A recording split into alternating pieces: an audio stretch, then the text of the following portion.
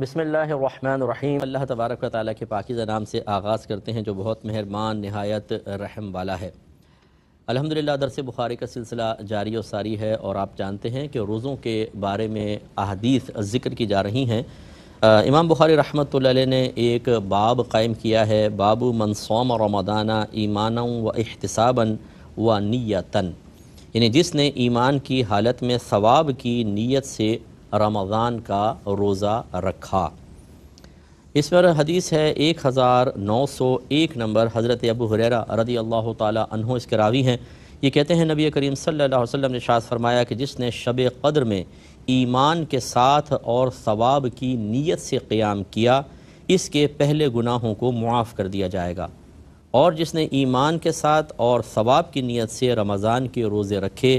اس کے پچھلے گناہوں کو بخش دیا جائے گا۔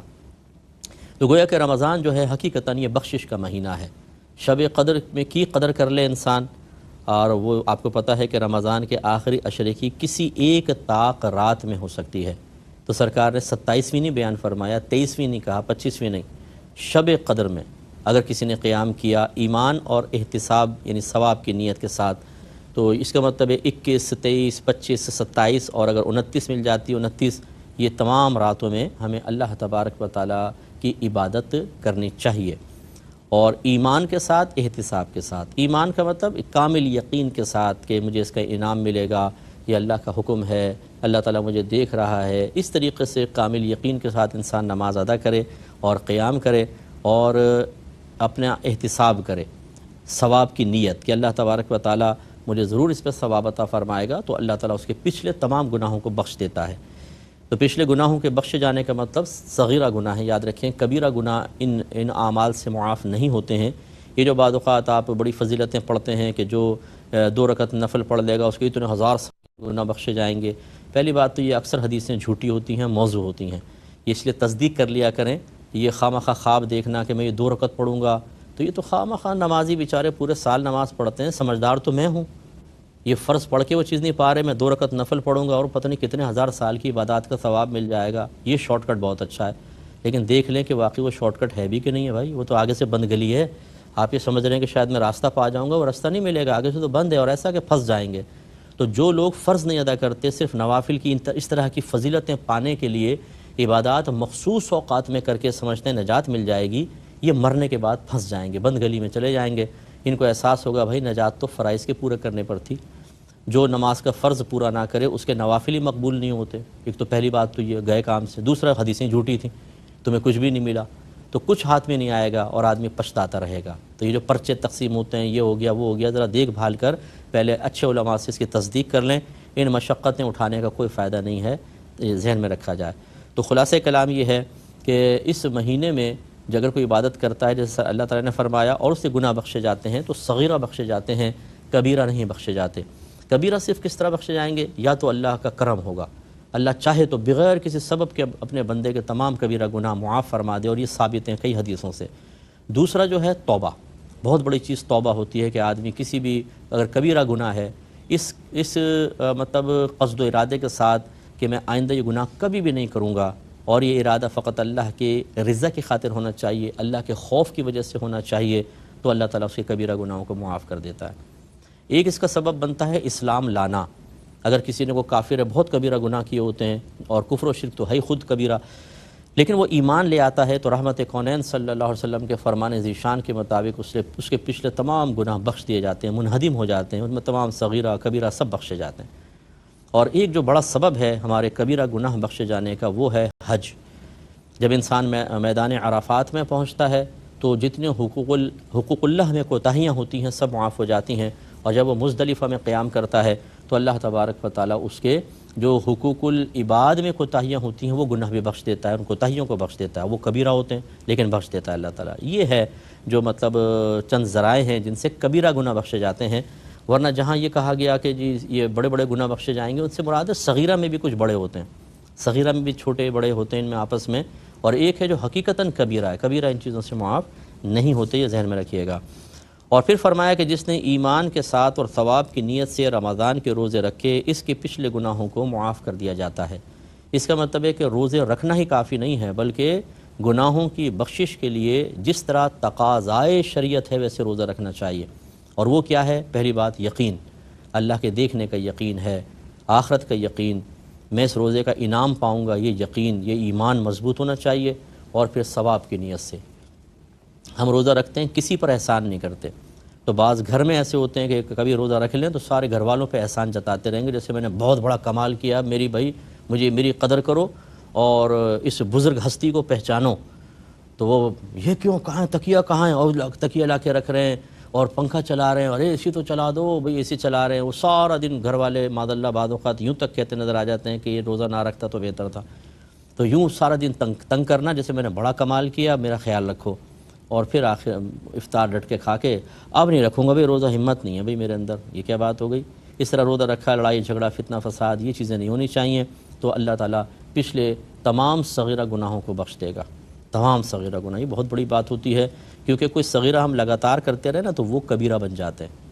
ایک تو ہے ڈائریکٹ کوئی بڑا کبیرہ گناہ کرنا، اور ایک ہے صغیرہ گناہ بار بار کرتے رہیں تو وہ بھی کبیرہ میں تبدیل ہو جاتے ہیں۔ تو اچھا ہے کہ صغیرہ گناہ معاف ہو جائیں، تو اس لیے رمضان کا روزہ بہت بہترین چیز ہے۔ یہ جو فرمایا کہ شب قدر میں ایمان کے ساتھ، تو شب کا اطلاق جو ہوتا ہے وہ غروب آفتاب کے بعد ہوتا ہے اور پھر طلوع فجر تک رہتا ہے۔ یقیناً پوری رات میں لگاتار تو کوئی بھی عبادت نہیں کر سکتا کہ جیسے غروب آفتاب ہو آپ نماز کے لیے کھڑے ہو جائیں، عشاء تک نماز پڑھتے رہیں، پھر عشاء کی نماز، پھر فجر تک نمازیں پڑھتے رہیں، یہ نہیں ہو سکتا۔ مراد یہ ہے کہ اس رات کو زندہ رکھے انسان، اچھے اعمال کے ساتھ، گناہ نہ کرے۔ مغرب کے بعد جیسے مختلف عبادات ہمیں اختیار کر لینی چاہیے، کچھ قضا نمازیں ہیں تو وہ ادا کر لیں،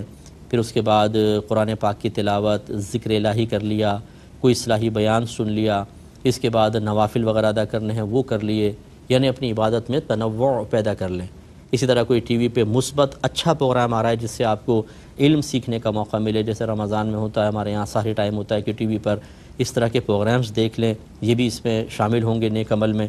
اور کچھ نہیں کر سکتے، تھوڑی دیر سو جائیں۔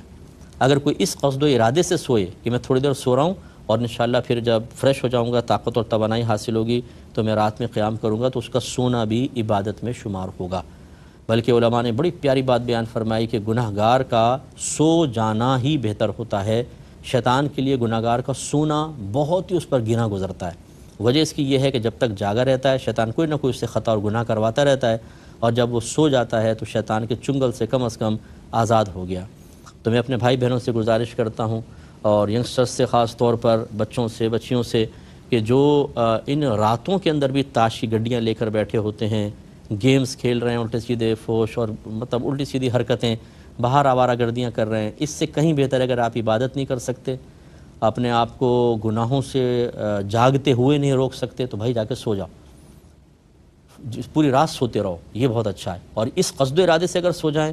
کہ میں اس رات میں سو رہا ہوں تاکہ مجھ سے کوئی گناہ نہ ہو، مجھ سے خطا نہ ہو، عبادت کی میرے اندر ہمت نہیں ہے لیکن کم از کم میں گناہ بھی نہ کروں، میں اس لیے سو رہا ہوں، تو مجھے اللہ کی رحمت سے امید ہے آپ کو اس پر بھی اجر مل جائے گا۔ فرض نماز نہیں نکلنی چاہیے، میں اس کی اجازت نہیں دے رہا ہوں، میں نہیں کہہ رہا ہوں جیسے آپ نے مغرب سے عشاء تک تھوڑی بہت عبادت آپ نے کر لی، عشاء کی نماز پڑھیں اور سو جائیں، پھر سحری میں اٹھیں اور آپ سحری کر کے روزہ رکھ لیجئے۔ تو یہ پوری رات ایسے شخص کا سونا اس کے لیے زیادہ نافع رہے گا، اس کے برعکس کہ وہ باہر نکل کے آوارہ گردیاں کر کے اس رات میں اللہ تعالیٰ کی بڑی رحمتوں سے محروم ہو جائے۔ اگلا باب قائم کیا ہے، باب من لم یدع قول الزور والعمل به فی الصوم، اس شخص کا باب جس نے روزے میں جھوٹ بولنا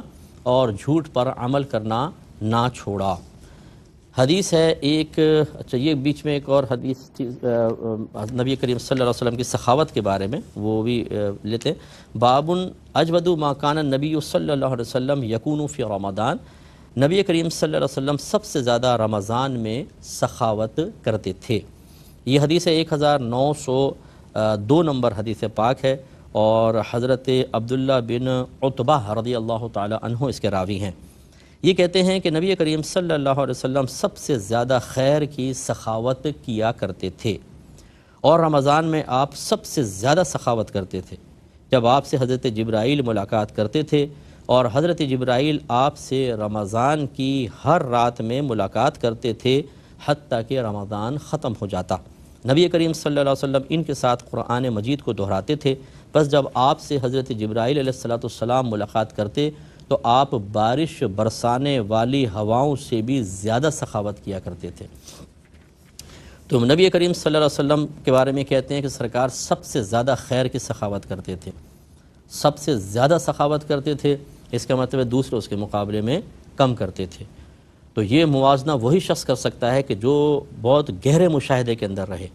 کہ ہمارے اطراف میں کون کیا کیا کر رہا ہے، اور پھر وہ نبی کریم کو دیکھے کہ سرکار کیا کر رہے ہیں، اور پھر کہے کہ نہیں کوئی بھی ان کے مقابلے کا نہیں ہے۔ اس کا مطلب ہے کہ جو صحابہ کا دعویٰ ہے، ہمارا حسن ظن یہی ہے، اور بلکہ یقین کہیں آپ، اس کو صرف ظن کا نام نہ دیں، کہ صحابہ کرام کسی چیز میں مبالغہ آرائی سے کام نہیں لیتے تھے۔ وہ جوش عقیدت میں کوئی ایسی بات نہیں کرتے تھے کہ جو خلاف شرع ہو یا جس کا ثبوت ان کے پاس موجود نہ ہو۔ یہ نبی کریم صلی اللہ علیہ وسلم کی تربیت کا ہی ایک اثر تھا۔ اس کا مطلب ہے کہ جہاں تک حضرت عبداللہ بن عتبہ کا مشاہدہ تھا، جہاں تک آپ لوگوں سے ملے تھے، جہاں جہاں آپ گئے تھے جگہ، وہاں کسی جگہ بھی آپ نے ایسا منظر نہیں دیکھا، ایسی کوئی شخصیت نہیں پائی جو نبی کریم صلی اللہ علیہ وسلم سے زیادہ سخاوت کرتی ہو، یا ایسا منظر کہ جس میں زیادہ سخاوت ہوتی نظر آ رہی ہو، آپ نے نہیں دیکھا۔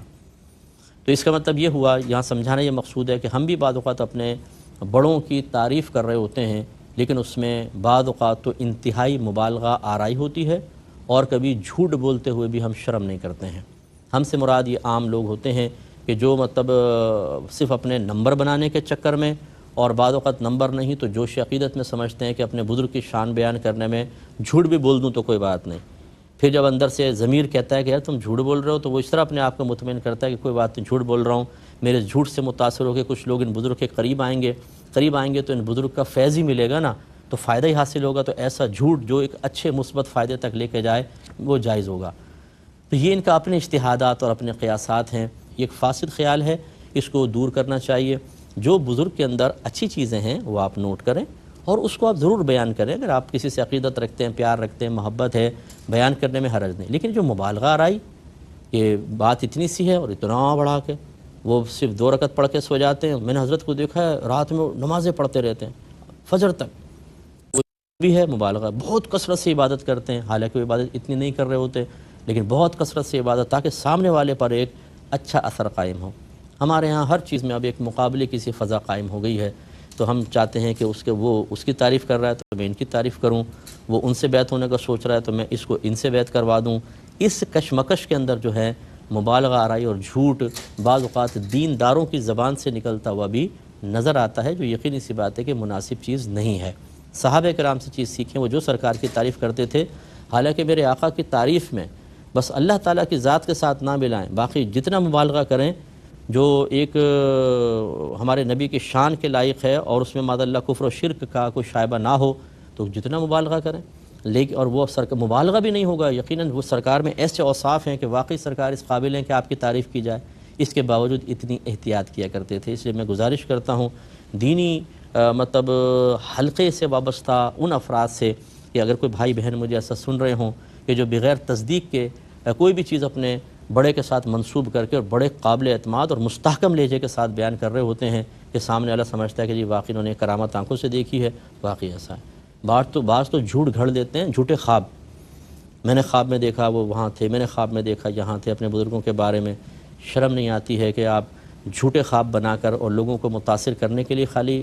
کر رہے ہیں؟ یہ اگر بزرگ کو پتہ چل جائے، وہ بزرگ بھی آپ سے راضی نہ ہو، اگر کامل ہونا تو وہ بھی کہیں کہ تم جھوٹ بول رہے ہو اور نکلو میرے حلقے سے باہر،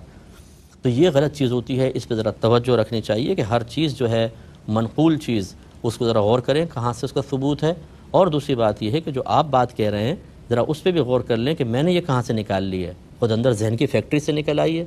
جو ہمارے باطن میں خرابی ہیں اس کی وجہ سے ایک بات باہر نکل آئی ہے، یہ آپ کو نفع نہیں دے گا۔ یہ میں آپ کو صحیح عرض کر رہا ہوں کہ یہ محبتیں، یہ عقیدتیں جس میں جھوٹ اور مبالغہ آرائی آپ شامل کر رہے ہیں، یہ میدان محشر میں آپ کے لیے رسوائی کا سبب بن سکتے ہیں۔ اپنے کوئی آپ کے پیر ہیں، کوئی استاد ہیں،